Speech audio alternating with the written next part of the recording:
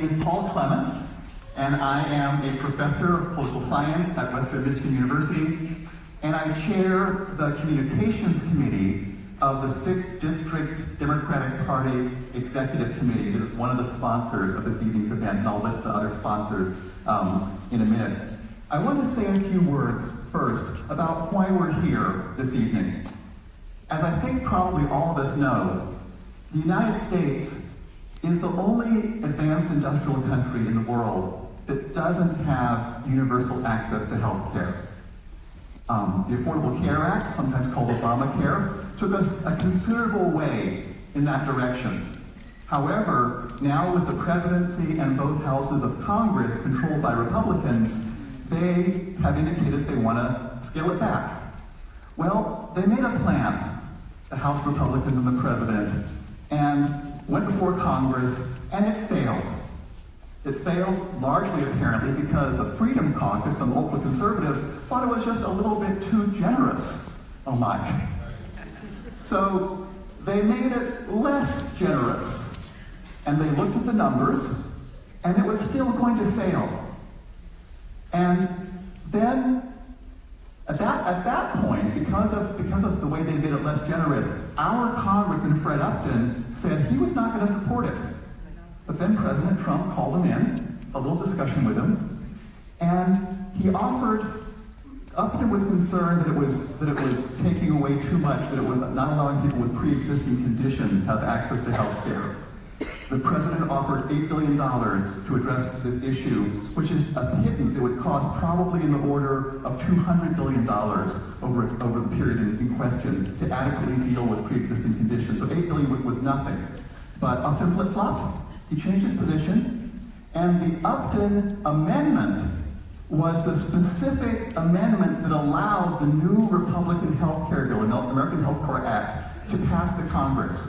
So here we are, in Michigan's 6th District, and our congressman single-handedly is responsible for the House passing this health care bill, which we'll learn about, the consequences of this bill for the people in this district. Well, health care is complicated. We all know it's complicated. This bill is going to be a complicated bill. It's going to affect a lot of different people very, very differently.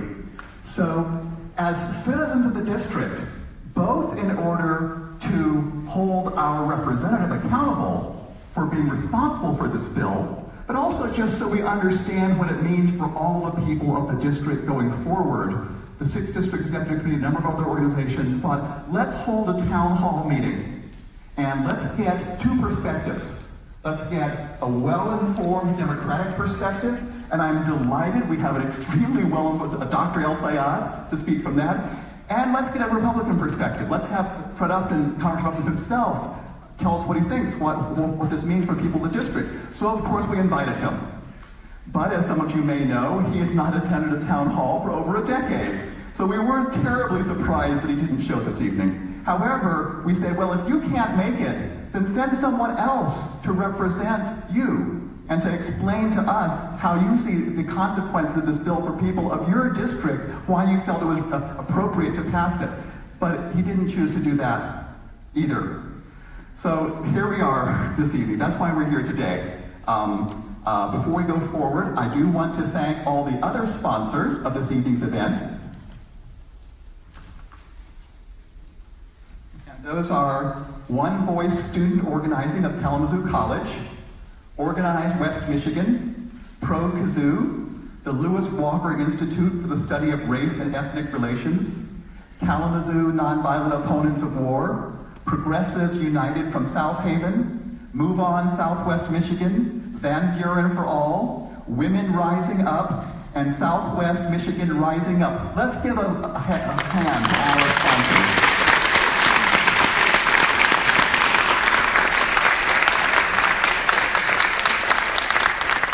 Now, the purpose of the town meeting is for us all to understand the consequences of this bill for the people of the 6th District. So the way this is going to work is after I give a bit more introduction, Dr. El-Sayed will speak for about 20 minutes about how he understands the consequences of this bill. And then I'll come back and I'm going to give a few ground rules. Then we'll have time for question and answer for our remaining time up until we finish around 8 p.m. But we want to all be respecting one another, so there are certain ground rules we want to let people know about so we can have a respectful discussion. And then we'll continue with question and answer till about 8 p.m. Now, while Dr. El-Sayed is speaking, if you think of a question you want to ask, hold it in your mind. After he's finished speaking, before the question and answer period, we will have a chance to pass out a few sheets of paper, because I know when I have a question in my mind, sometimes I want to think about it, make sure I get it right. And so then I'll make a note down on a sheet of paper of what my question is. So we'll pass out those sheets if anyone wants to have one of those sheets after the presentation. And then we'll ask people to come up to the microphone to ask their questions, and that's how we'll proceed at that point. Well, I am delighted that this evening we have someone who is deeply knowledgeable about healthcare in our country and who also has a substantial record of work to improve the health of people here in Michigan. Dr. Abdul El-Sayed was born and raised in Michigan. From 2015 to 2017, Dr. El-Sayed was Executive Director of the Detroit Public Health Department, where he worked to ensure government accountability and transparency, promote health, and reduce cross-generational poverty. After witnessing the systemic failures of government only a few miles away in Flint, Abdul worked hard to ensure that children attending Detroit schools and daycares were drinking lead-free water. He also served expectant mothers and women by creating programs aimed at reducing infant mortality and unplanned pregnancy. And we have some of these issues in our district as well. He built a program to give school children across the city glasses if they needed them.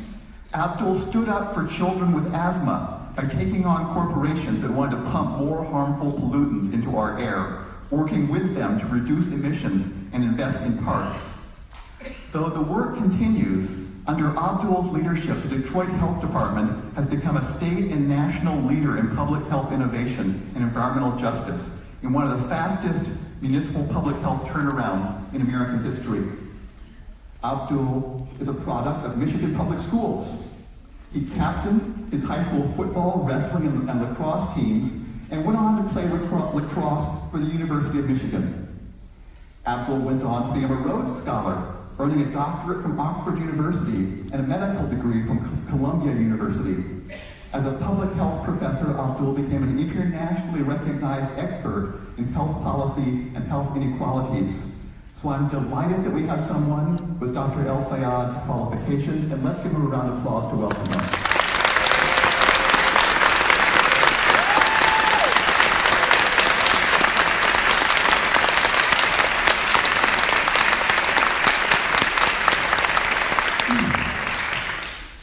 Good evening. Good evening. Oh, we do one more time. Good evening. Good evening. All right, so I just want to set the tone before we talk a little bit about health policy, about the challenges that we face with this AHCA bill and what it might do to healthcare for millions of Americans. And the first question I want to ask is, who believes in people over profits? Woo! All right.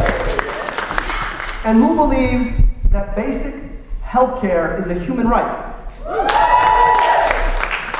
And who believes that we can do better by our people in the state of Michigan and in the United States of America? So I'm in the right place because we're having the right conversation. I am a physician, an educator, and a public servant, and I'm running for governor in the state of Michigan.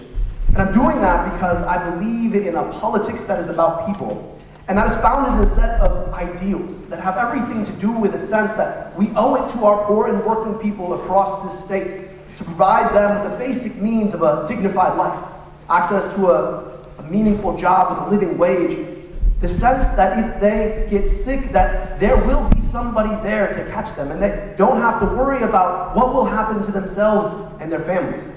The sense that access to healthy foods and clean air and clean water in a walkable environment should just be the right of a citizen in the United States of America and in this state. And so for those reasons, we come here today to have a conversation about something that all of us will touch. Just as a show of hands, who here has ever engaged with the healthcare system? All right. And for the people who did not are probably not here. And so what we're talking about today is something that touches all of our lives. And yet we are told that healthcare is just another market. Well, you know, I have never been in the market for roller skates because I don't roller skate.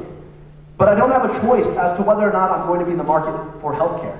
Because the reality is, as a human with a body, there is going to come a moment where my health is going to be threatened. And not only that, it's the very basic things that we do as a society that keep me healthy in the first place. By the nature of being human, of facing mortality, all of us engage in the work of healthcare. I want to talk a little bit about why healthcare is not the most common kind of market, why it is that the market for healthcare is not the same as the market for roller skates. Right? And I want to use an example here. Now, I wish myself no harm, but imagine I started to grab my chest, and I was in a lot of pain. What would you guys think was happening? A heart attack, right? It's the universal sign. I'm clutching my chest. It feels like an elephant is sitting on my chest, and I am having these symptoms. Now, I just became a consumer of a very particular kind of healthcare, right? I became a consumer of acute cardiac care, okay? So, let's say, what happens now? Do I stop and ask, I wonder how many different sellers of acute cardiac care exist within a 20-mile radius, and I'd like to look them up on my phone and see how they're rated. No, I'm saying, get me an ambulance and get me to the nearest hospital. I don't have a choice in the matter. And when I get there, there is going to be some set of medical professionals who are going to come and see me. Do I get to choose who they are? No. They're going to do two things for me. First, they're going to diagnose what I'm feeling, and second, they're going to treat it. There's a problem there. Because do I get to disagree with the diagnosis? I do, but in the circumstance where I'm facing acute issues, I don't actually get to say a thing because I know that time is of the essence. And not only that, but do I have time for a second, third, and fourth opinion? I don't. So if the doctor gets it wrong, well, that's up to the doctor. And let's say in the circumstance that there's a difference of things that people could do for me. They could either open up my chest and operate, or they could snake, in effect, a roto-rooter up one of my veins and into my cardiac arteries and snake them out. If they choose to do one or the other, do I really have a say? No. Because they're the ones making the decision at the time, okay? So traditionally, good markets, right, work because a consumer knows what they want, right, and the seller knows what they have. They have a conversation where there's no pressure to buy, and they get to decide if and when a transaction is going to happen. It's called a symmetric market. Healthcare is an asymmetric market, because in this scenario, I don't actually know what's wrong with me. I'm allowing the person who tells me what's wrong to also tell me what the treatment is. I don't get to decide. And in the moment where I'm facing the issue, right, time is of the essence, so I'm under pressure to buy right now. Does that make sense? And not only that, let's say they do it right. They saved my life, thank you, doctor. And I'm now staying in the hospital, okay? I thankfully am insured, and so I actually don't pay a thing. Who pays it for me? The insurance company that I have been paying a monthly premium every month. So if and when the hospital says, we think you need the top-notch room, what do I say? Yes, give me the top-notch room. Because God knows I pay way too much in insurance premiums. I deserve a top-notch room. Yeah? But if it was coming out of my pocket, what do you think I would say? Maybe not top-notch room. Maybe let's just do middle-of-the-road room. Right? And I know my roommate next door snores, but it's all good, because I'm not paying you thousands of dollars for a top-notch room. Right? So the point is that I'm not even the payer in the circumstance, because in most markets, I'm the person who gives you the money, you give me the good. But in this market, we have an insurance system. Why do we have insurance? Well, because I didn't know I was going to get the heart attack in the first place. Does that make sense? And we don't actually know, all of us, who's going to. We know that some people are more likely to, and that's usually a function of age. So we have this very complex interaction of a market, and that's the reason why healthcare tends to be a really inefficient market. Now, a lot of folks would say the closer we get to a market in healthcare, the better off we are because the market solves all things. But I just showed you why the market in this circumstance doesn't operate like other markets, right? And so what we have in America is a system where our healthcare costs us 18 cents on the dollar as an economy, relative to about 9 to 10 cents in other high-income industrialized societies. We have a system where we still have about 5% of people who don't have access to healthcare at all, right? And we have a system where we do less prevention than almost anyone else, okay? Solving these challenges is how we solve health. I want to compare us to just another place. Canada has what's called a single-payer healthcare system. And in a single-payer healthcare system, the only payer is the government. The government buys and sells healthcare for everyone.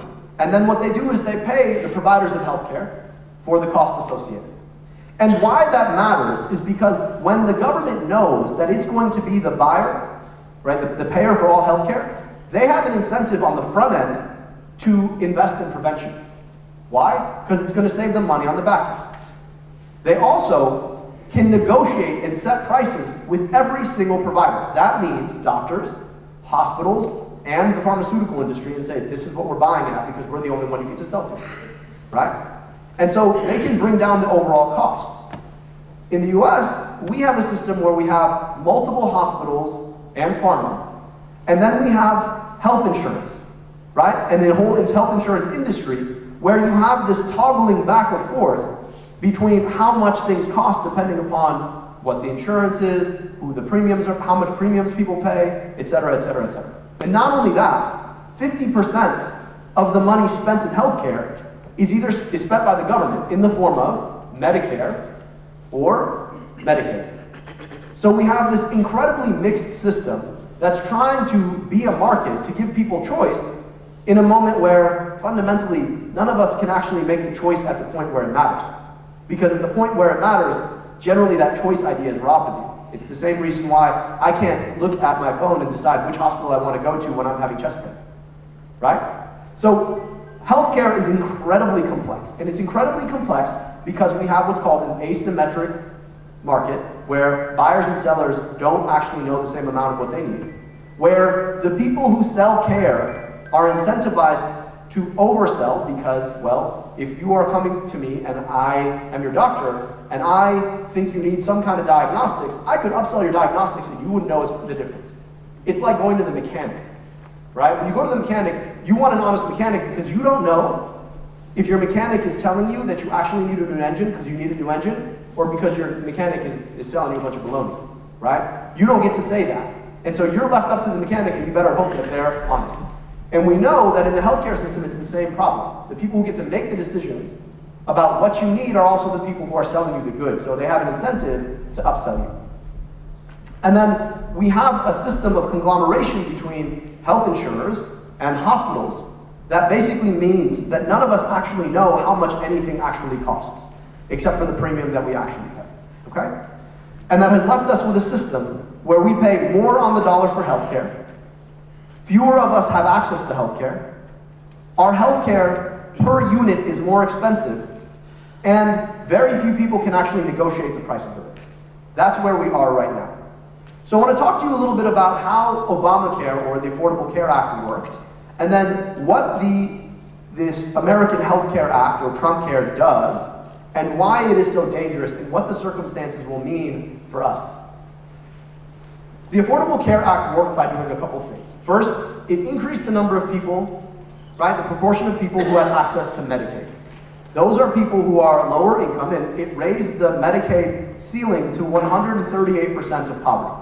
That means that more low-income people have access to government-provided health care, right? People who otherwise could not afford it. And then for people in the actual market, it stabilizes the insurance market.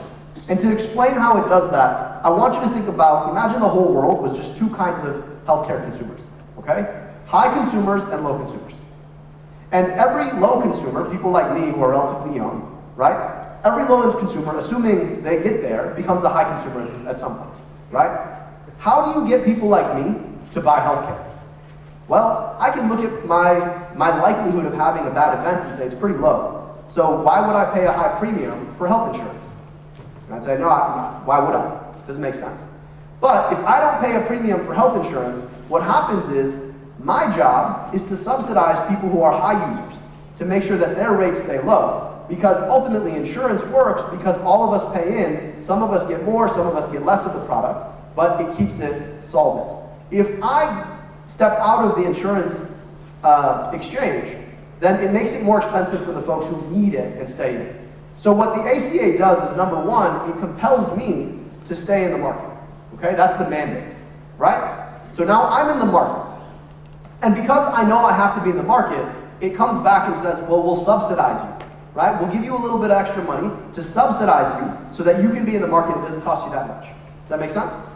And then what it does is says, all of us need to be in a health insurance market. And so for those of us who are high users, right, who are going to cost a little bit more, it bars health insurers from blocking some people with quote-unquote pre-existing conditions who you know are going to be more expensive from being a part of the market. It keeps them in.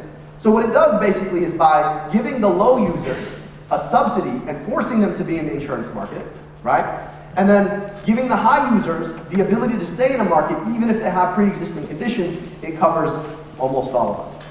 Does that make sense? And so the problem with the AHCA, Trump Care, is that number one, it is allowing certain states to pass a waiver that would allow insurers to block people with pre-existing conditions. And not only that, right? So those are the people we imagine. Pre-existing conditions means you already had something that might increase your consumption of healthcare. You may already be sick. What is the point of health insurance if you're not allowing it for people who are already sick? There's no point. And yet, and it also defines pre-existing conditions as basically everything that includes being a woman, right? And having had any illness that you can imagine. And so basically, it robs the capacity for the people who need healthcare the most to have access to affordable healthcare. The second thing it does is it undercuts the mandate. So people like me, who may not need healthcare very often, can just say, you know what? I don't actually have to be a part of this thing.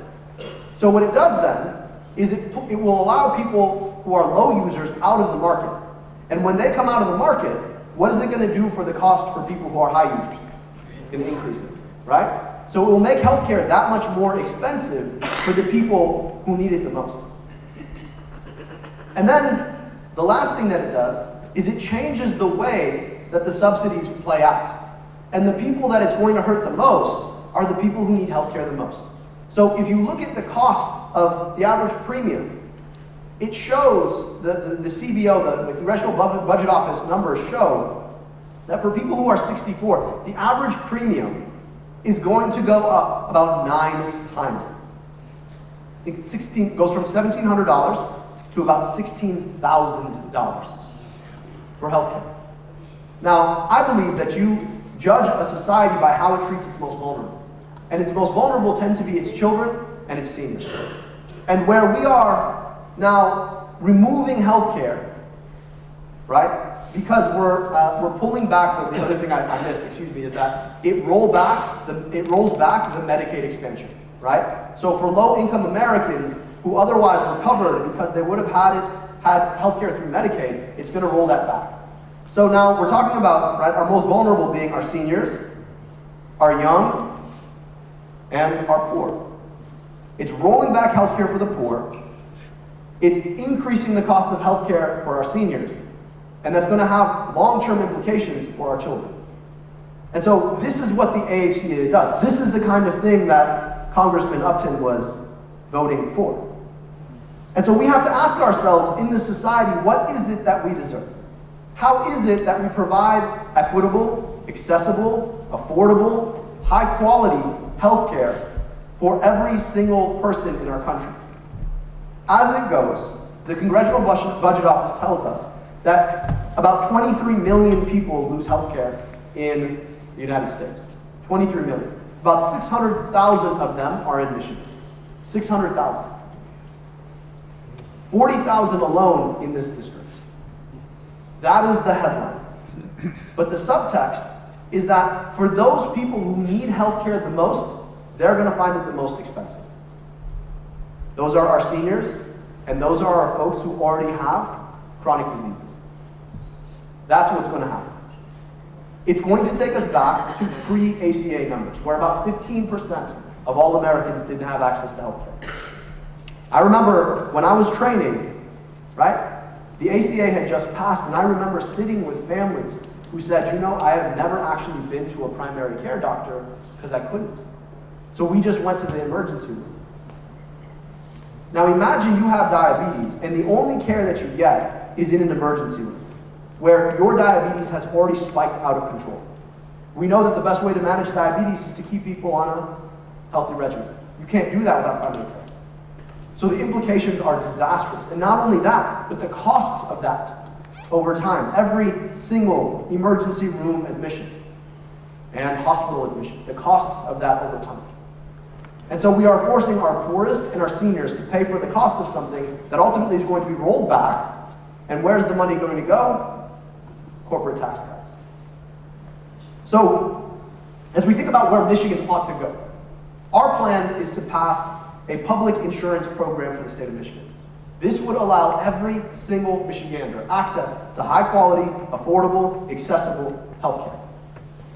And if the ACA stays, there are means for us to be able to do that on the back of the legislation.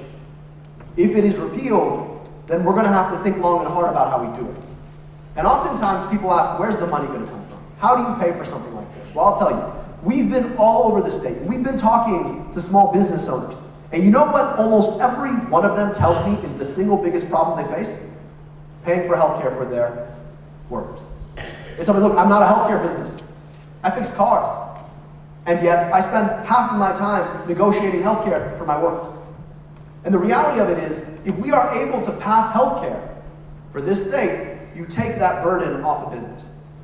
When GM was going down back in 2008, before they had to get bailed out by the Obama administration, 15 cents on the dollar for every car they sold was spent on healthcare, not for current workers, for retirees. And you know where a lot of those jobs went? Canada. Because in Canada, you don't have to worry about paying for healthcare for your workers or your retirees. Those are the kinds of things we can do if we're willing to get smart about how you pay for healthcare that every other single high-income society has already gotten right. They pay half as much in healthcare. They provide healthcare for everyone, and they don't put the burden of it on their poorest and most vulnerable.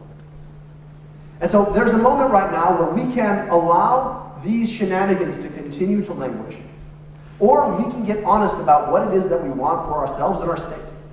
Because frankly, this is all of our future, right? Democrat, Republican, apathetic. These are circumstances all of us have to face. And they become imminently real. When you or a loved one is being wheeled in a hospital on a gurney, and you're not even just thinking about your own well-being, you are thinking about, what is this going to do to my kids? Right? I've talked to people who tell me, look, what I told my kids are that if I ever get really sick, just let me die because I don't want to have to pay for it, or I don't want to have to bill you over the long term for my care, so just let me die. Nobody in this society should ever have to say that to a loved one. Nobody in this society should have to deal with the emotions of that. And we can do better. So I look forward to the questions that you guys have. Healthcare is really complex. I hope I've given you a bit of a sense of how these markets work and why this AHCA could really hurt so many people and why it is that in Michigan we need to get serious about a universal healthcare system. And I look forward to the conversation about what we can do together for our future. Thank you.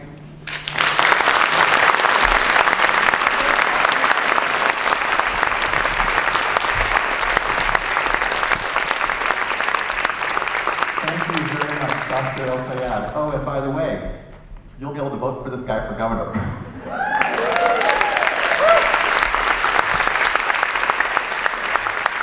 Okay, as we transition to the question period, I want to explain how this is going to work first. We want to have a respectful atmosphere. This is not a time for long political speeches. This is a time to discuss healthcare. We have 2 microphones, and if you have a question, the first thing is, Laura's right here. If you've been thinking about a question and you want to just make some notes to yourself, if that would be helpful, just raise your hand now and Laura will give you a piece of paper so that in case that would be helpful to you. Oh, you already passed those out? Does anybody need a piece of paper? then while she's doing that, what we'll do is, if you have a question, please line up behind one of the two microphones. And we want to hear about everyone's concerns and everyone's experiences. But we also want to have time for everyone to ask questions who chooses to ask a question. So roughly speaking, I'm asking you to keep your questions down to, more or less approximately a minute. So if it seems or things are going like an extended period of time. Also, Congressman Upton has not agreed to have not agreed to have a town hall meeting for over a decade because, well, I'm not entirely sure why. But one of the things he says is he's concerned about the emotions. I think that we can show how a respectful town hall meeting can be carried out, that it's not something that any representative in our government needs to be afraid of. Every representative should be prepared to hear from their constituents in a forum like this. So let's show what it means to respect one another. Let me start from the right-hand side. Hi, thank you. I'm Stacy Langford from Cassopolis. I'm a retired urologist. And it always was mysterious to me, even a first grader would understand the math of 1.5% overhead for Medicare and maybe 25% overhead for private insurance. And it's kind of a mystery to me why this can't be sold better by all the politicians, that single payer is the obvious answer. A first grader would know the difference between 1% and 30%.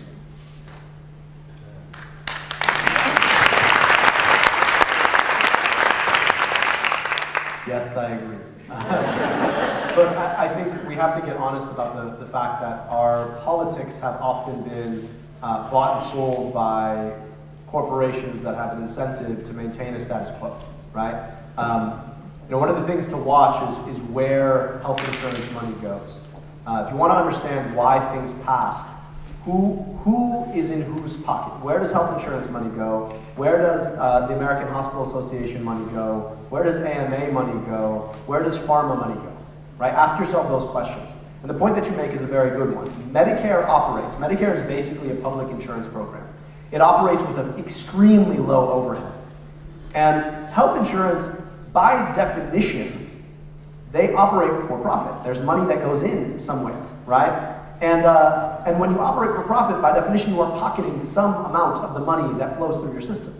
And we are all paying into a system to provide us health care where we are willingly putting money into the back pockets of really powerful, very large corporations that have bought and sold our politicians for a very long time to make sure, right, that the status quo persists. And so what we have to do as a society is come to grips with the fact that we don't want money in our politics to the point where it's going to corrupt our healthcare system and keep people without access to healthcare. And the point that you make is a very good one. It's obvious, except for a lot of our politicians have that money in their back pockets, and they're going to vote to protect it.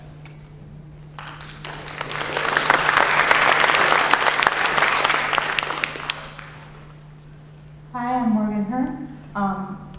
I'm a single mom. I have the state insurance, and I have a son who has special needs. He has sensory processing disorder with possible autism. And I don't know how much of it is true, but I've also heard rumors that whatever you want to call it, the Trump care wants to take away coverage for special needs, which would mean my son can't get the therapy that he needs.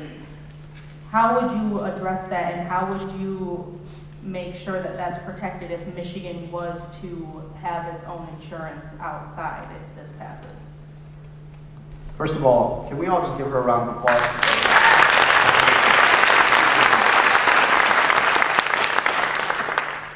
So this is true. A lot of the funding that goes into providing special needs programs is on the chopping block, and that's not as much in the Trump care bill as it is in the budget that the Trump administration just put forward, where they're slashing benefits across the board.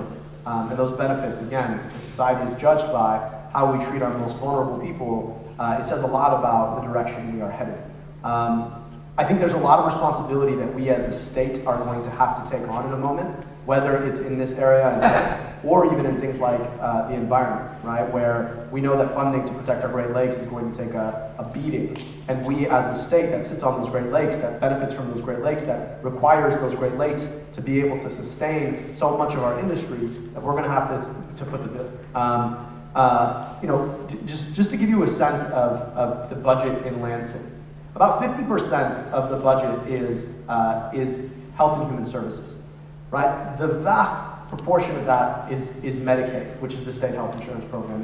It's a Medicaid pass through the state, right? Do you guys know how much is actually given to public health? No, 3%. And then we wonder why Flint happens, right? Because we don't really have a public health infrastructure to be able to speak of. And so what we have to do, right, is if we are serious about a society that's for people, by people, and about people, that means we have to invest in people. And that means their basic well-being and their educational opportunities. And so we are going to have to step up as a state and protect the means of being able to provide the services that people like your son need to be able to move through their lives as we would want for any of our children with disabilities or without them. So I really appreciate the work that you're doing, and I think you demonstrate entirely why it is that we need to think beyond what is happening in DC, and that we have to get serious about being able to protect the opportunities that we make for our young people. Thank you.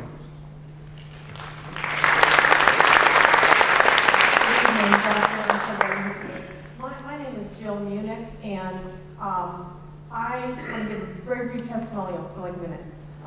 My daughter, I'm 64, my husband's 75. My daughter called me a couple years ago and said she had some tingling in her hand, and we told her to get a more ergonomic workstation. And then she was driving to work one morning and she went blind. So, you know what she has? She has MS. Her medicine, which is an old drug called Copaxone, is $45,000 a year. She's going to be pre-existing. She works, she's healthy now, but I mean, my husband and I are like, are we going to have to like move to Canada and like run drugs over the border for her? So my question is, you know, I know what I have to do. I know politically what I have to do, what we probably have to do. But as a mother of 64 and 70 something, we're still worried about our kid. I'm really sorry to hear that. You know, MS is one of those diseases that that shows up in different ways over and over and over again in life. And you know, it's easy for people who've never seen diseases like this to just talk about pre-existing conditions in a very abstract way, and not to have to actually ask themselves about the lives that their policies will affect. And I think you make an incredible case for exactly why it is that we need an empathic healthcare system that provides the means of health for people without which would not have the ability to kind of live the kinds of lives that every mom wants for her daughter. And so, you know, that's frankly why here in Michigan we have to fight like hell to do the right thing federally, but then also to protect people like your daughter from what might happen when we have politicians who care a lot more about some ideology than they care about the people they serve. So thank you for sharing that, and I'm really sorry to hear it, and I do hope that hope that we can do the work. I would like to add one thing, then I'm going to sit down. The irony is she was appointed by Governor Snyder to the Flint Water Board, where she serves with the other doctors and the other scientists who were on that. So the one hand giveth and the one hand taketh away. And she does this for free because it's a thing to do, but it just is driving me crazy. So anyway, I want to sit down.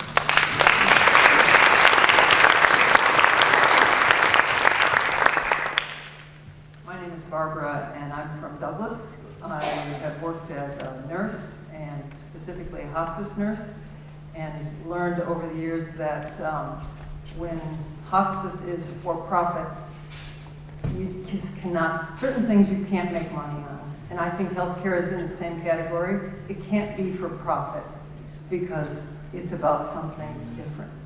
And I think we all know that. If people are making money off of sick people, something's wrong. I'm really interested in what you're saying about the state of Michigan doing its own thing. I'm giving up hope on what they're going to do in Washington, and I'm almost resigned that something terrible is going to come down because of the politics.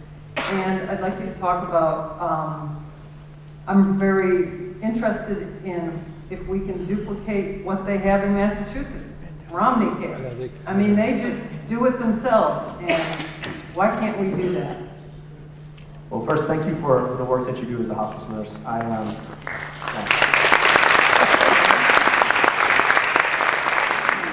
tell you a story. So one of the things you didn't hear in my background is that I practice medicine. I don't.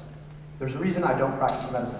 When I was a student at Columbia University, I was rotating as a sub-intern in a small hospital in the Bronx.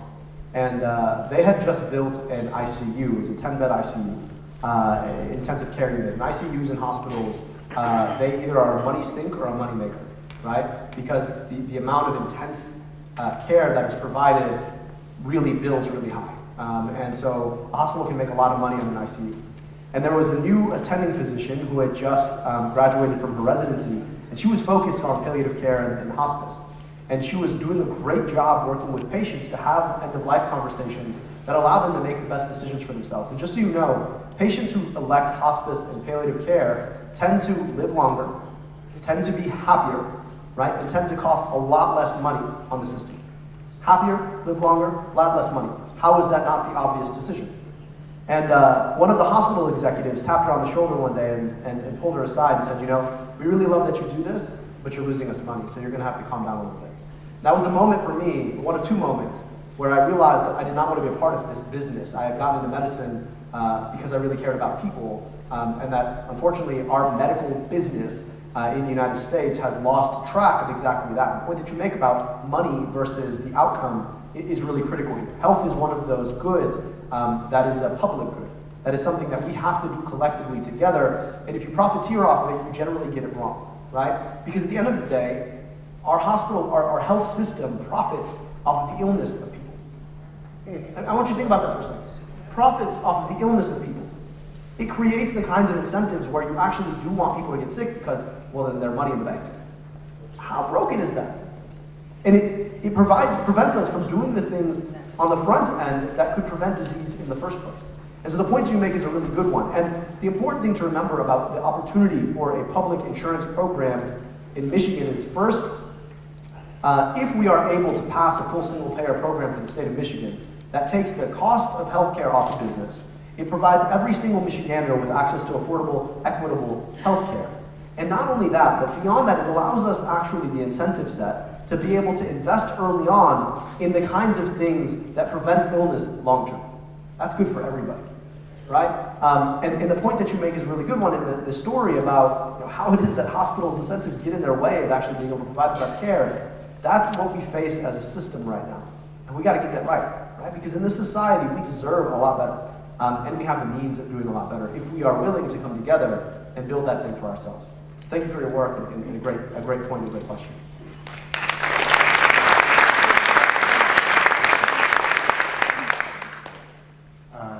Your next questions come from somebody who does practice medicine in the public sector for many, many years. Thank you. You have to thank me. I have two questions that I'm curious about. Have you thought about, within the state of Michigan, covering persons who are not covered by the ACA? Many of them, including the undocumented. And second of all, is your position that you as a governor would start an individual, state-based, single-payer system in spite of whatever happens with Medicaid match, anything like that? I wonder, is that also your position? And how long would that take? So, thank you for the work that you do. So, generally, just statistically, the doctors who are willing to work in public systems generally earn substantially less than they could on the market. Herein is the big problem with our healthcare system in part, is that it motivates a lot of young docs to go into things that are far more lucrative, like dermatology and orthopedics, that aren't as important to the public good than folks who are going in for the right reasons, quote unquote. And that's not to say that people who go into those are wrong-headed. It's just to say that it creates the wrong incentives. So I do thank you for the work that you're doing. But there aren't tag days for the doctors who work in the public system. So what I would like to do in Michigan is provide ideally at best, right, a single-payer individualized system for the state of Michigan that would provide health care for everyone. That's ideal. Now, that's a lot easier to do if the ACA is not repealed, because there are riders in that law that allow a state to go a step further and do exactly what I'm saying I want to do. At minimum, it would be a public insurance program that would force all of the other health insurers to be able to compete with the government, in effect. That brings all of the profit margins down, which ultimately makes healthcare that much cheaper. I hope that we can do the former. I do believe that the ACA is not going to be repealed. I just think it is a death blow for Republicans in the 2018 election, because it's going to hurt people tremendously, and they're going to feel it immediately.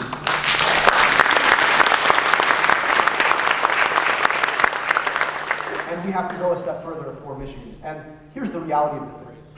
A lot of folks will get up in arms when you say you want to provide health care for people who are undocumented.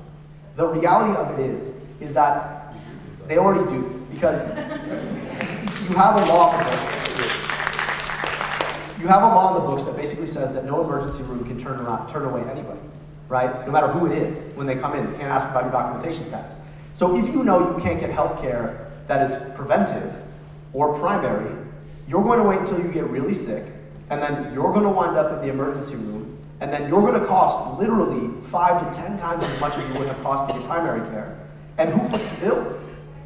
Taxpayers, right? So at the end of the day, like that's all right off in Medicare. So at the end of the day, we already do provide that health care. We just do it really poorly, because at some point we are being very stubborn about a sense of what it means to be in America, right? I and my platform have talked quite a bit about the responsibility to enforce and protect our number one, our families, number two, our economy, against what is, I think, a very wanton and mean-spirited enforcement of very incoherent immigration policy in this state. And so,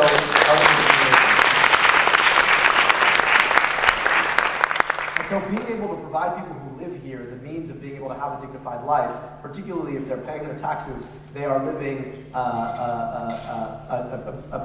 in accordance with the laws of the land, independent of documentation status. They have family who are American citizens. It just makes sense because it's good policy and efficient. And so the question's a very good one. I do hope that we're able to pass a full-on single-payer health program. That is my aspiration. My hope is that we can do that within a first term. But a lot of that depends on what happens between now and January 2018. Hi, my name is Stephanie. I'm from Vicksburg, and I'm a librarian in a small town, and I was really excited to come here, and I've learned a lot today, and I'm going to take that information home.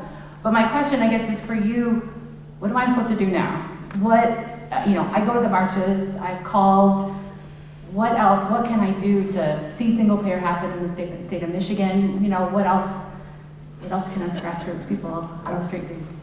I think what's beautiful about this moment right now is it's called a lot of folks to action to be a part of the work of democracy, right? Many, many people are newly engaged, newly focused on the many challenges that we face, and are activated and excited, and I'm glad to hear that both you and I are among them, right? I think in the conversation about the resistance, there is something deeply missing, and that I hope that all of us are able to think through and be a part of.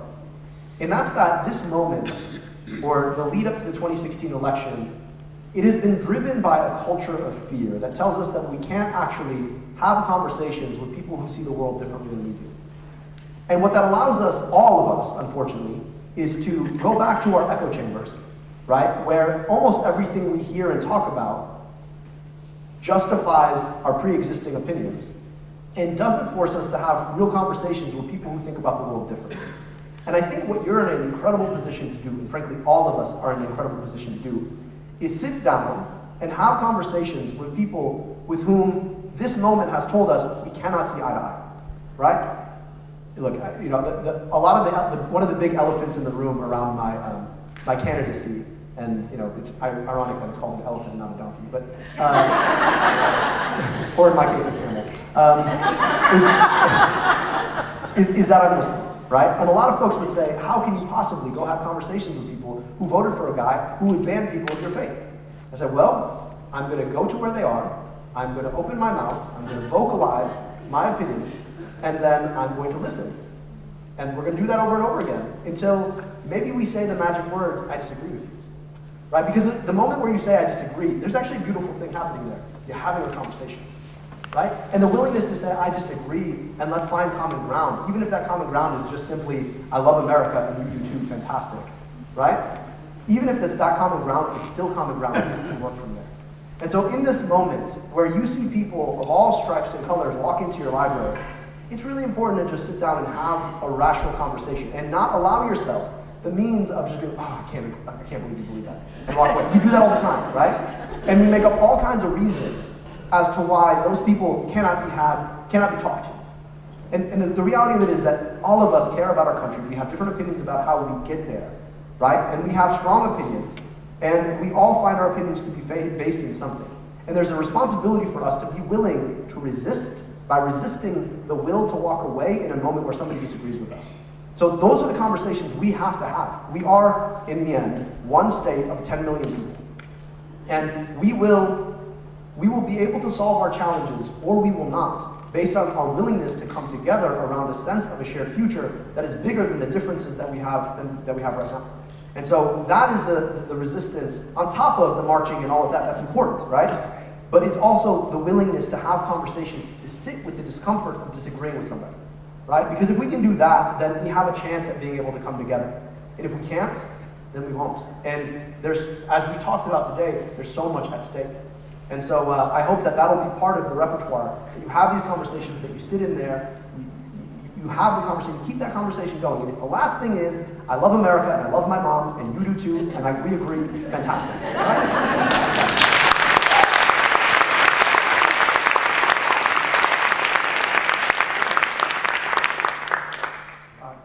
Sorry, I'm Rich Eichholz. You did a great job talking about the impact of the AHCA on individuals. Could you also talk a little bit about the impact of the AHCA, in particular the Medicaid cuts, on rural and small hospitals? Yeah. So the point that you make is a fantastic one. People who are suffer the most, right? We talk a lot about the individuals who will suffer because they lose their health care. But we also will suffer institutionally because there are a number of health systems that disproportionately treat low-income folks who have Medicaid insurance. And so in particular, you're talking about small hospitals in rural communities, and you're talking about large urban hospitals in places like Detroit and Florida. They are going to suffer tremendously. I spoke to a number of executives at hospitals in Detroit about what the ACA did for them in their emergency rooms. Before, right, you had this pattern of care where people don't have access to public health or primary care, so they wait until they're really ill, they go to the emergency room, they have no means of paying for it, and the hospital has to eat the cost. That happens if we do not have a system of insurance for low-income folks, whether they are low-income rural and white or low-income urban and black, right? It does not make a difference. Those hospitals will suffer tremendously. And institutionally, that has huge implications because those hospitals tend to be disproportionately big-time employers in those communities, right? And even if people get their health insurance back and you've lost the institution, that's gone for a very, very long time. So you raise a really, really good point that this will really, really hurt a number of institutions that are already suffering, and that for many low-income rural communities may lose access to a local hospital that would force people to have to travel something like 40 minutes if and when they might have that crushing chest pain that we talked about. And so that's a really, really good point. I appreciate you bringing it up.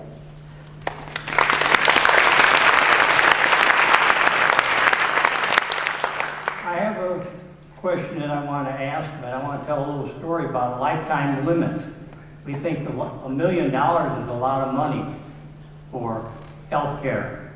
My brother worked for General Motors and came up with pulsating brakes with 4 other engineers. All the other 4 engineers are dead, plus him. And once it's discovered in your lungs, from the asbestos.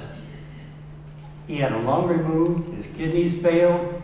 It cost $2 million for the 1 year that he was alive fighting this disease, that they allowed to be able to still be manufactured that asbestos in a lot of our products. And I'd like to know, when would the lifetime limits start? Do they go back to your childhood when you're born, or do they go from when the bill is passed? They say $1 million. Under Obamacare, there was no ceiling on what health care you could get and what the expense was. Is that right? I'm understanding? So you bring up two really good points. The first one is that for most, when you think about $1 million, like, that's a lot of money, right? I'm thinking like Austin Powers right now, $1 million. But it's a lot of money until it's not anymore. And a healthcare bill can rack up quickly, particularly if you're talking about somebody who's had a very serious chronic disease like a cancer or a heart disease. Frankly, if you've been hospitalized at all, you've now eaten up a good quarter of that, right? Immediately. And what that does is it leaves people with chronic diseases out in the cold if and when those diseases come back, right? Which is the worst place to be. It's the worst place to be because we know people who already have chronic disease are far more likely to get it again. That's just the nature of disease, that's how it works. And so the point that you make is a really good one. The other one is that this healthcare bill, I don't know if you remember how long it took the ACA to be put together. Do you remember? And one of the, for me, the most frustrating optics of this AHCA was this moment where Secretary Price, who himself is a physician, trained at Michigan in fact, he comes up and he has the AHCA and the ACA printed out on paper. And he points to the HCA and says, look how much thinner it is, it must be better. Like, unless you're a 7th grader trying to pick a book to read, like,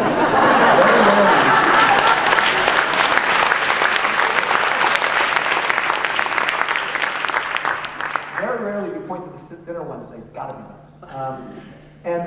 And their approach to putting this thing together is completely short-sighted.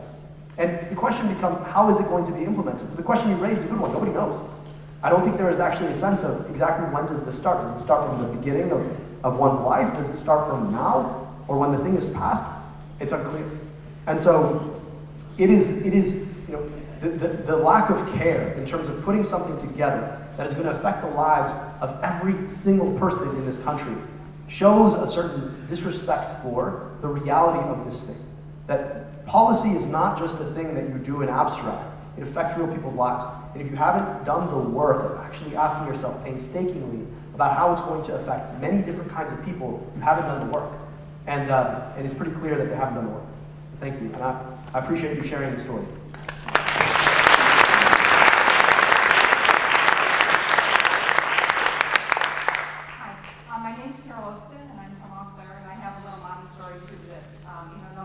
Son is now 35, but still weighs heavily on me. I wonder about his future. He was diagnosed with cancer a few months after he graduated from college. Prior to ACA, so he couldn't stay on our health care. He didn't have a job, and so he had a month with no health care. He had applied for adult benefit Medicaid, but they had used up all the slots for that month at that point, and so he wasn't able to be covered for a month. It was $20,000 for a month, and that's what we paid out of pocket. He's a cancer survivor, married to another cancer survivor, have 2 children, so things are good at this moment in time.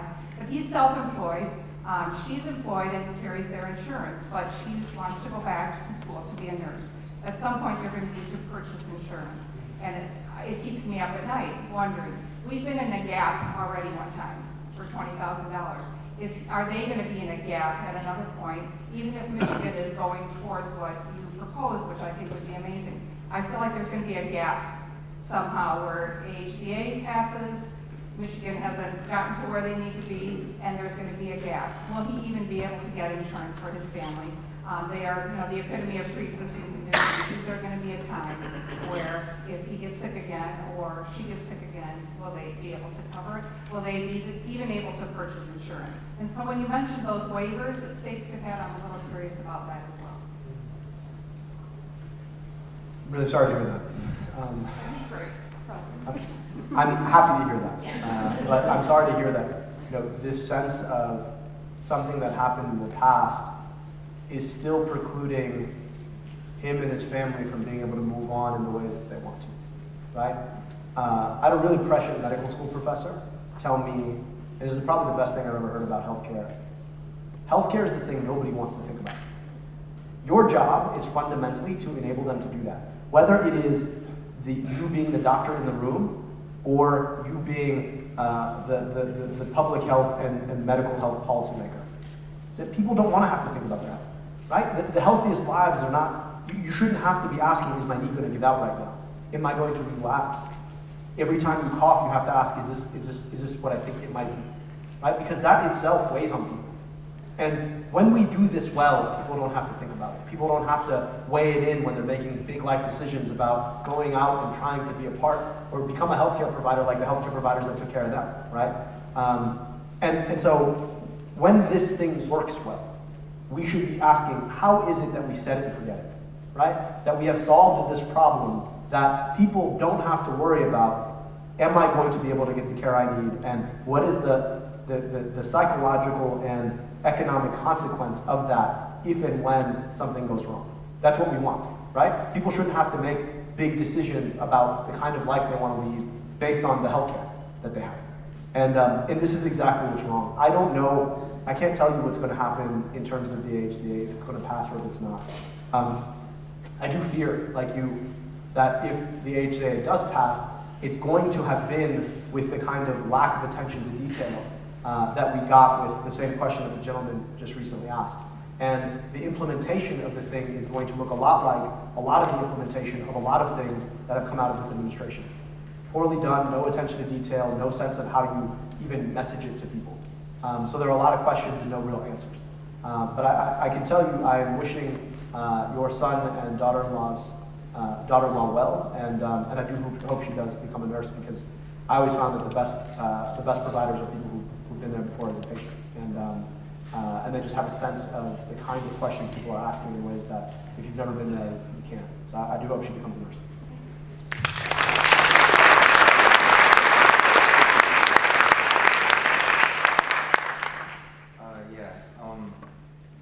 A little bit of math, I guess. Right now, if you were to take how much my package of electrician goes to my health care combined with my taxes, without my daycare subsidy, which is substantial, but if you take that like on my check, it's like 45% that I pay for health care and taxes. If we were to have a public system, is that what our check would look like, 45% taxes? Because if so, that's the hurdle. I've been talking, my dad voted for Trump, my mom voted for Trump. I've been having this discussion with them for like 20 years. If you just took what you already pay into healthcare and had a tax, you could probably do it for less and you'd be saving money. It doesn't stick. They will not accept a 40-45% tax on their check, and they don't trust the government in no small part because of lines that, like you said earlier, politicians, it goes into their pockets. Well, if politicians are influenced by money that easily, then why should we trust them with these decisions? That's the logic, that's the rhetoric. We somehow have to get beyond that distrust, and I don't know how you achieve that, but whatever ideas you got, let me know and I'll pass it on.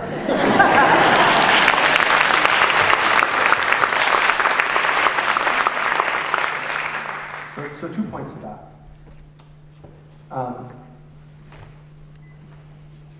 Our government,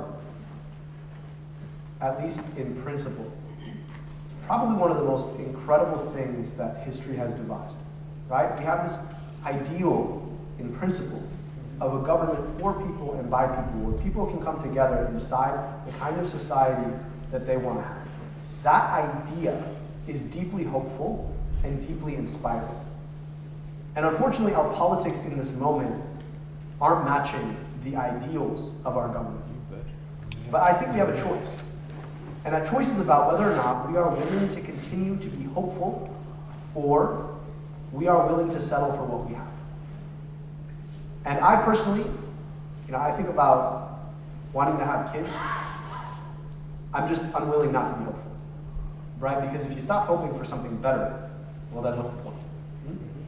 And to get to the technical question that you asked, which is a really good one, goes back to the gentleman who is the urologist who talked about the differences between the overheads for Medicare and the overheads for our current insurance programs. If and when you are relying on an industry that is going to fleece you for at least 15% of what you pay, for every dollar that you pay to provide you a service, it's 15% more expensive than it ought to be. Not only that, but when you now are talking about multiple different insurance companies who are all advertising and all have different overheads on top of the 15% that they are fleecing you for, right? You're now talking about a lot more money, right? The reality is that in other high-income societies that have passed the universal health care program, whichever one it is, they spend just about half as much on health care, dollar for dollar, than we do. They get better outcomes, they live longer lives, right? And they're more secure in their access to health care.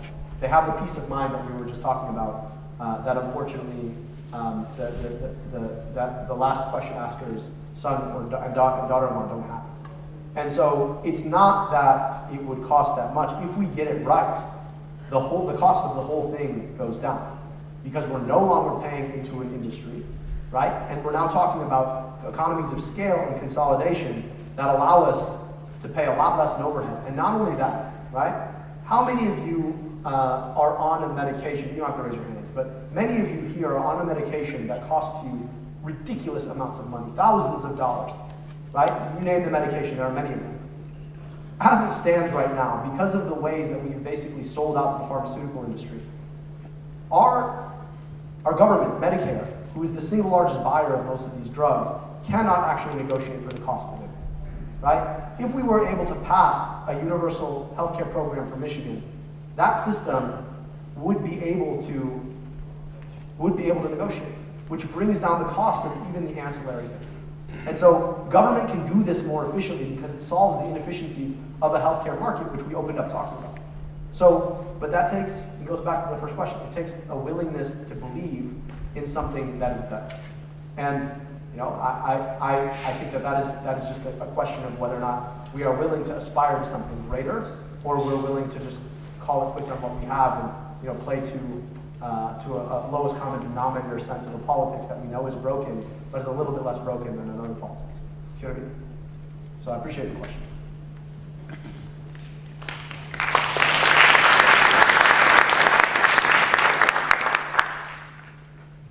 Hi there, my name is Aaron. I live here in St. Joseph, and I really appreciate you coming to our community today. Just have a quick question, because you talked very clearly about the effect that HCA has on the poor and the elderly and children. But I think it would be very interesting to hear your thoughts on how it'll affect those of us that have our health care through our employers, particularly as millions and millions of people leave the insurance market, both short-term, long-term, and not only cost, but potentially quality of care as well. This is a really, really important question, because that is a large block of people. Here's the thing about insurance markets. The more people you have in them, of all different stripes, the better they function. If and when you are allowing people out of the market, the costs go up for everyone, right? Because at the end of the day, what an insurance market does is it tries to balance out the differential risks of different kinds of people, right? You have, again, some of the high-cost, high-use people and some of the low-cost, low-use people. If you have them all there, you have now a middle level, right? And a middle cost. But if you allow the low-cost people out, the cost becomes more similar to the average cost of the high-cost people, right? And so as we are creating a system where we're going to have fewer and fewer people in the system that are low-cost, low-use, it's going to raise premiums for everybody. And that's going to have circumstances, because my sense is that where this is going is that the requirement to have employers actually provide health insurance is first weaker and then going to go away. That is the nature of sort of the sense of thought. Don't make anyone do anything, even if you know it's going to be better for everyone, right? And so what then happens is that all of us become consumers in the market, and then we're left to the same place. So what happens is the markets are going to unravel, and yet insurance will stay profitable for the for those insurers, right, who can provide really expensive care for people who fundamentally need it. And people will continue to buy it because they know they need it because, well, it's better than the alternative, right? So we're unraveling our health insurance industry. And that's also why a lot of health insurers are just completely opposed to this, right? They've done so much work to get to where we are now, and now they're like, oh God, we're gonna have to change again. And we know that the system is gonna unravel. And that's no good for anybody.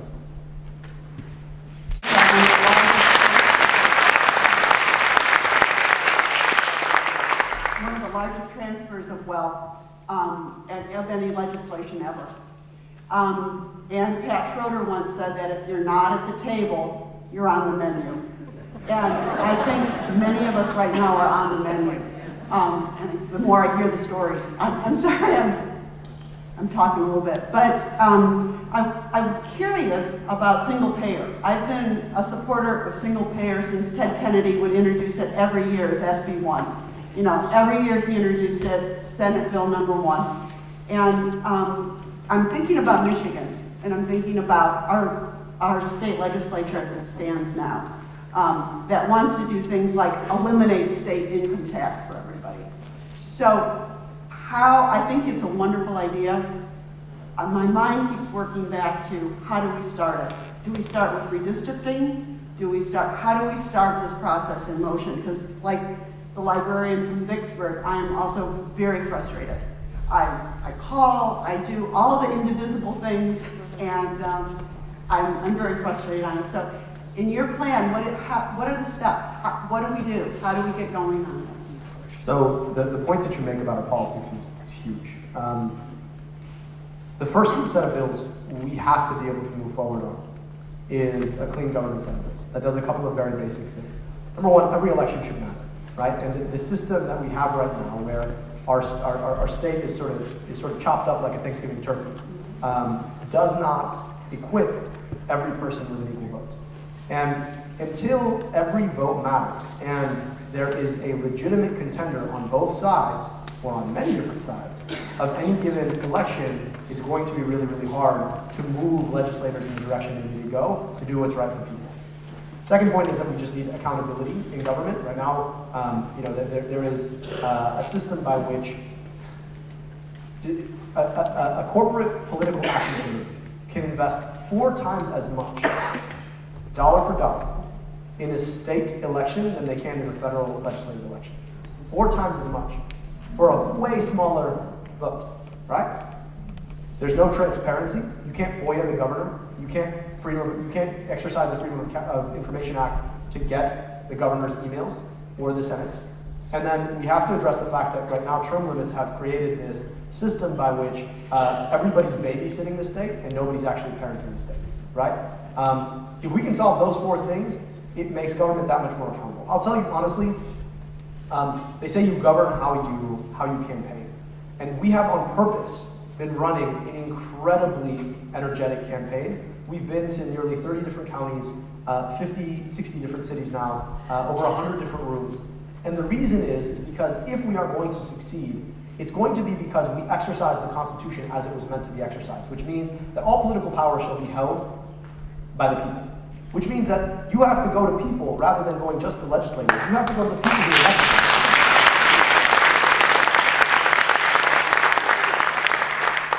And have very honest conversations about the legislation that you are pushing, right? And then you say, listen, if you don't like the way your legislator is going to vote, because by the way, your legislator is bought out by a cabal from West Michigan, if you don't like the way that they're gonna vote, you better believe we're going to have a high quality, capable candidate that you can vote for in the next coming election, right? And my job is to set a system going, a culture of leadership, a set of leaders in all of the 16 bureaucracies that the governor oversees, and then be able to lead block for every single one. right? Which means going out to Michigan and having conversations with voters themselves about what it is that we're trying to do. And to me, what comes second is being able to secure the well-being of Michiganders. It's going to cost money. You can't do this for free. But as we talked about, it's going to cost less money than we're paying as it stands. And it's going to give people that indispensable peace of mind in believing that they are going to be okay if and when something happens, right? That's how you get it done. But it starts with clean government. Now, if you guys haven't heard of the Count My Vote initiative, right, where there's a focus on bipartisan independent redistricting, I do hope that all of you will go to countmyvote.com, I think it's .org, Count M-I Vote.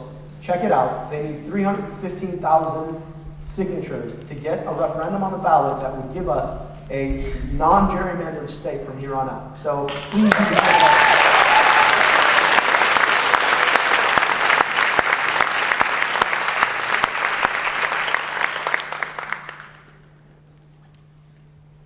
I'm Harold Bragg.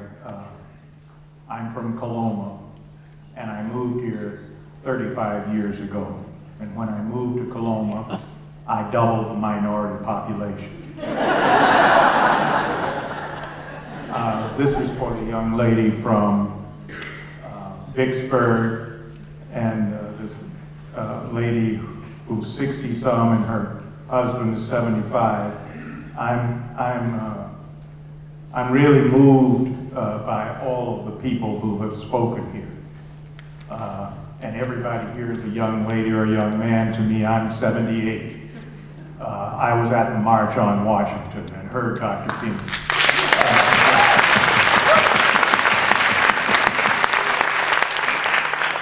And when people ask, what do we do? How do we get started? It's right on stage. I'm so moved. I have a candidate for governor. And it's not just my vote. I know that I can get 100 more people, and they will get others, and we can spread this. There should be our congressman. Paul should be our congressman.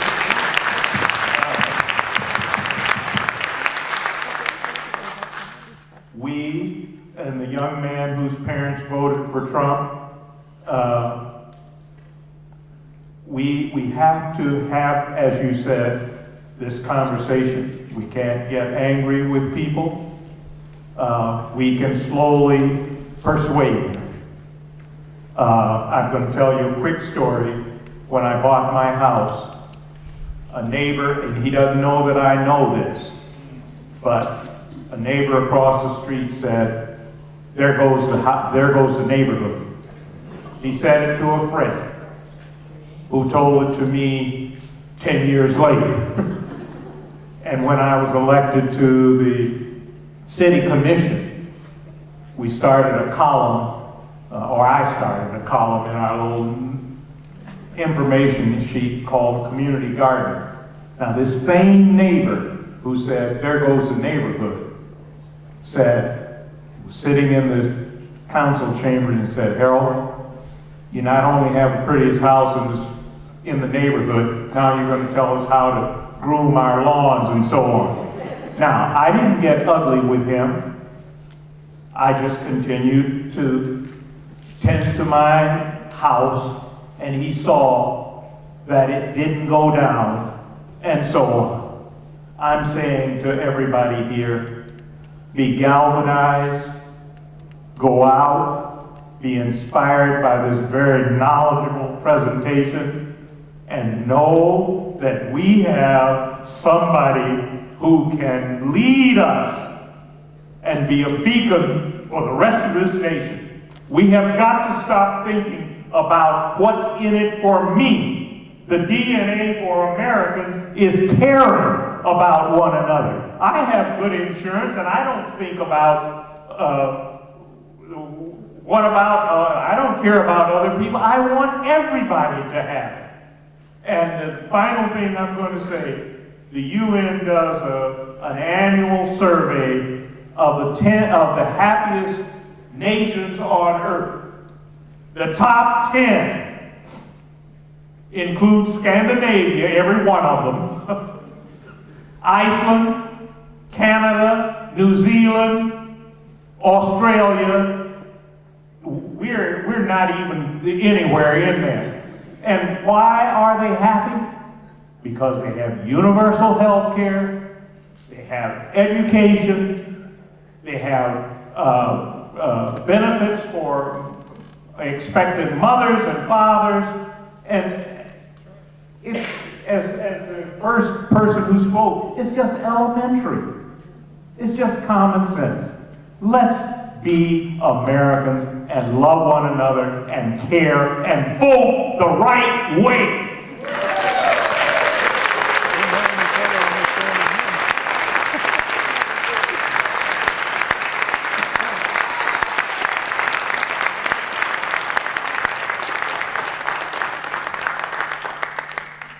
There's really nothing I can say after that.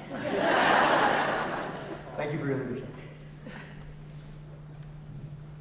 Hi, my name is Kim Jorgensen-Gain, and I'm not used to following something like that. Thank you, Harold, that was awesome.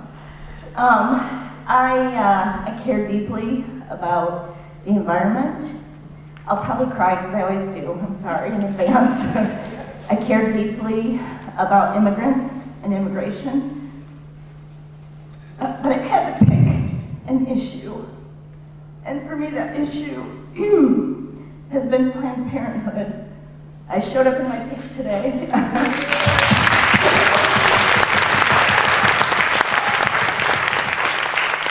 And it's because I have a very complicated relationship with what it means to take care of myself as a woman in America.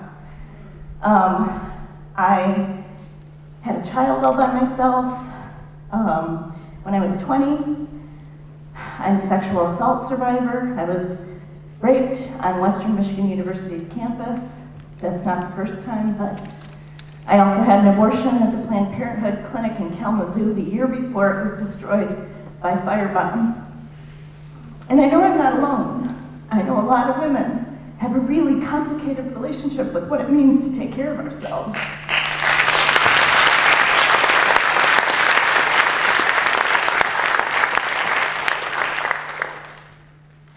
So, I guess the point that I want to make is just so that we start this discussion and have the discussion about women's health care in particular. Defunding Planned Parenthood is a huge concern to me. I have 2 grown daughters, and I have 4 nieces, and I've been through the mill myself. And Title X in particular, for every single dollar spent on Title X, which provides contraception to low-income women, we save $7, over $7. So that is a huge, huge concern to me. The fact that we have had the lowest unplanned pregnancy rate and the lowest maternal death rate in 30 years since Obamacare. So I just would like to have that conversation for women in particular, and just to take that moment, if we could, please.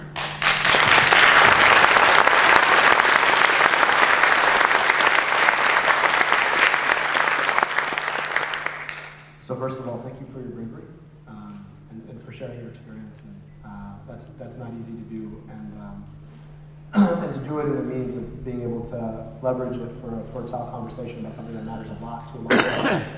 That's really brave of you. So thank you.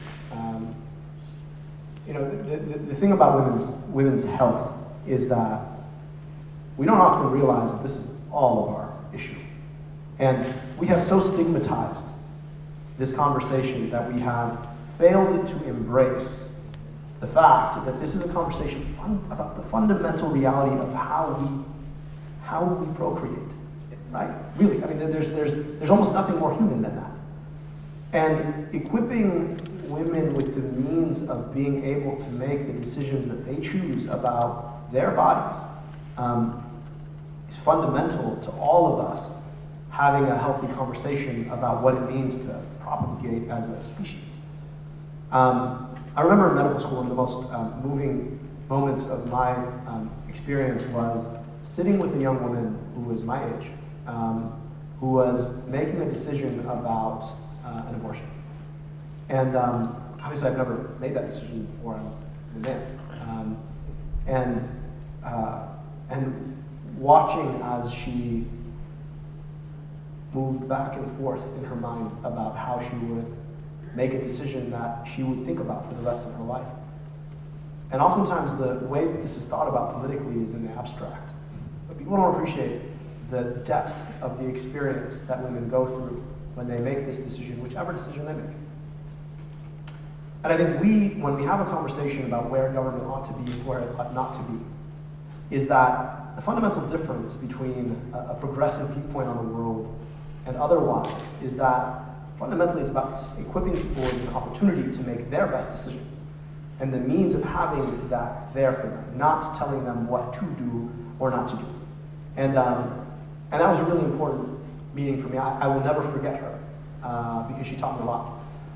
And you know, in sharing your story, I think you highlight the complexity of this conversation and the fact that we have to be about equipping people with the means of making their right decision rather than telling them what our right decision ought to be. So toward that end, being able to protect Planned Parenthood is clear, extremely important. Planned Parenthood provides a set of services. We often focus on one set of services. Frankly, 78 cents on the dollar go to avoiding unintended pregnancies to begin with. While I was at the city, 16 out of every 100 babies born are born unintended to a teen mom. And the circumstances that birth will have on her life, her likelihood of graduating high school, the number of children she's going to have thereafter, the likelihood that she is beholden to a man with whom she doesn't necessarily share a relationship that is long-lasting and mutual.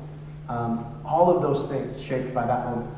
And if we want to be coherent about the conversation, well then it is about equipping folks with the means of being able to control their own fertility and their own decisions, and then having a conversation from there, right? So one of you're right, and we haven't had this conversation, one of the most devastating consequences of the AHCA and the Trump budget is that it will fundamentally disinvest from Planned Parenthood, which we know provides a set of services that are critically important to women all over our country, and at the same time, from an economic and social policy perspective, make a lot of sense. So I appreciate you raising that conversation. Thank you for sharing your story, and you should never, ever have to apologize for feeling.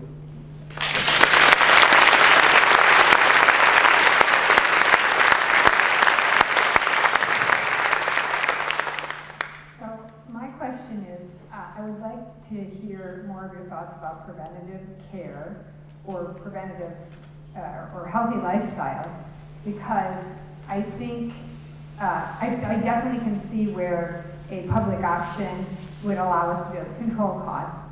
But I personally, fundamentally, don't even like the way we do what we call health care, which, as you said, is sick care. And there are a lot of conditions that happen to people that are not a consequence of anything that they have done. But a lot of the medical care that is given out in this country is not necessary. That, you know, if people took care of themselves and they were proactive, I don't want to see cheaper drug prices, I want to see less drug pushing. You know, I want people to actually have, you know, not put a Band-Aid on it, but really get to the root cause of it. And I personally don't hardly ever, I mean, it's been years since I've actually, I work with a holistic practitioner, and I really, you know, I go that way. And so I understand the need for the healthcare, but what I really believe is that we need a complete paradigm shift. We need to totally transform the way we deal with our health. So I'm just interested in what you think about that.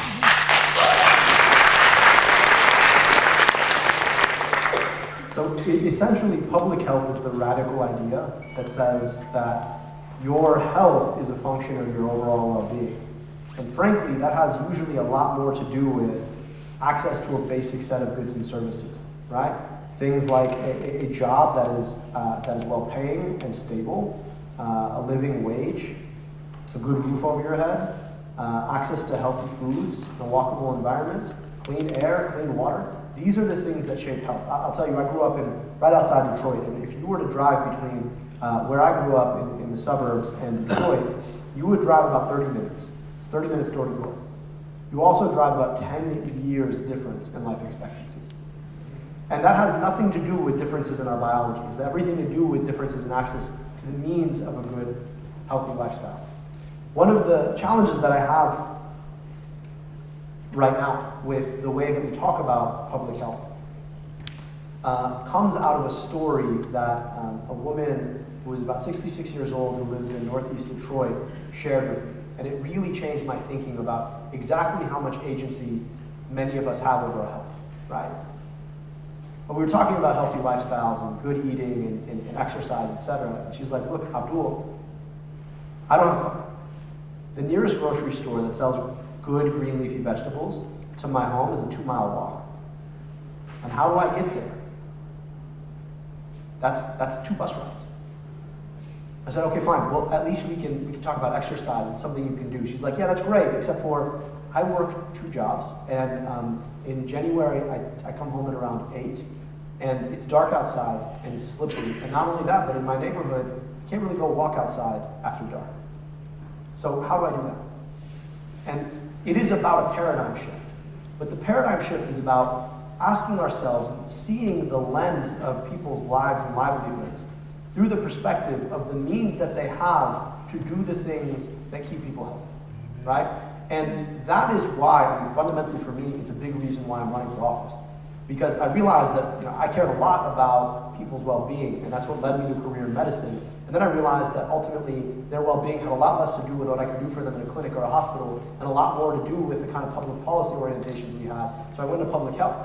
And then while I was rebuilding a health department in Detroit, I realized that ultimately it was about the system of governance that we had that patterned access to basic goods and resources that create the means of good health in the first place.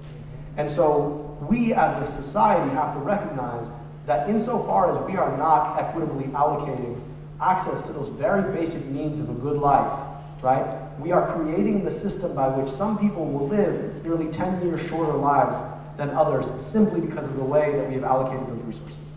And so there is a bigger conversation we need to be having about healthcare that talks about how it is as a society we stop investing in ICUs that are putting millions of dollars into the last 3 months of a life, and asking ourselves how it is we take that same money and invest in diabetes prevention in low-income kids, whether they're in Kalkaska or Southwest Detroit. And that's the way we have to be thinking about health. That only happens when the incentives are right. Because right now, our healthcare system, it is a system for processing sick people. So if you make money processing sick people, you have no real incentive, right, to reduce illness. You don't. This is why, the point that the young woman who made earlier, who was a hospice nurse, this is why that point is so salient, is that if we are going to get it right, it is going to be because we take the profit motive out of health, right, and we do the kinds of things that keep people healthy in the first place. So thank you for your point. We're having this has been such a wonderful discussion. Our last question now.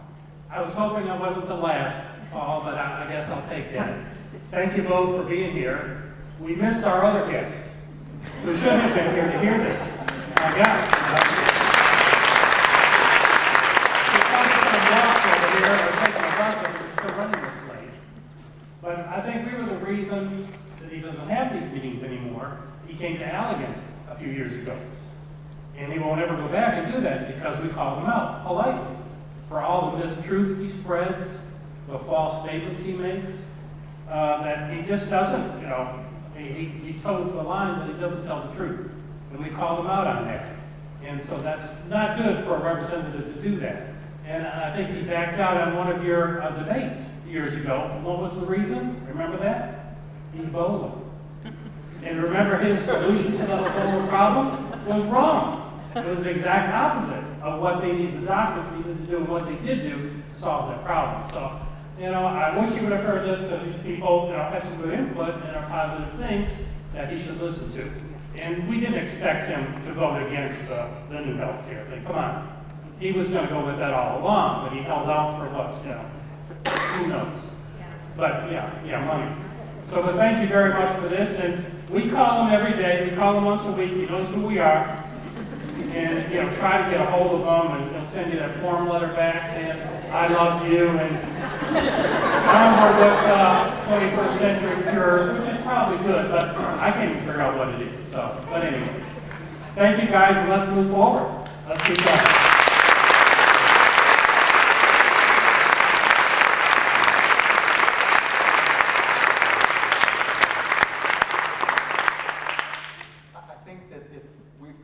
Slightly over our hour and a half.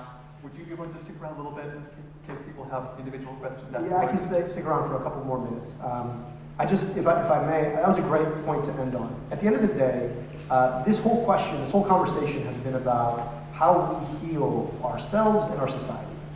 And frankly, if we are able to hold our government accountable, then we will be able to create the means by which we are able to redistribute the means of good health. We're able to make sure that everybody in the society has the opportunity to live their healthiest life and their best life. But that starts with people like you coming out. And you know, I much to the chagrin of everybody on my campaign team, I was formerly a professor, so I can't help but being intellectually honest about this. I'm thankful that you all are part of this. I hope that you are thinking a lot about what we can do together to be able to create the means of the healthiest possible Michigan for ourselves, and I hope that my candidacy is part of it. But if it's not, I hope that you continue to show up, and you continue to engage, and you continue to hold your representatives accountable, and you continue to be a part of this, because it is going to take all of us being a part of this, being a part of our democracy, doing the work of democracy to get us there. So I appreciate you. You could be anywhere right now. It's a holiday weekend. It's a Friday night, and you're in a high school auditorium having a conversation about healthcare. So thank you for doing that work. Please do keep doing that work.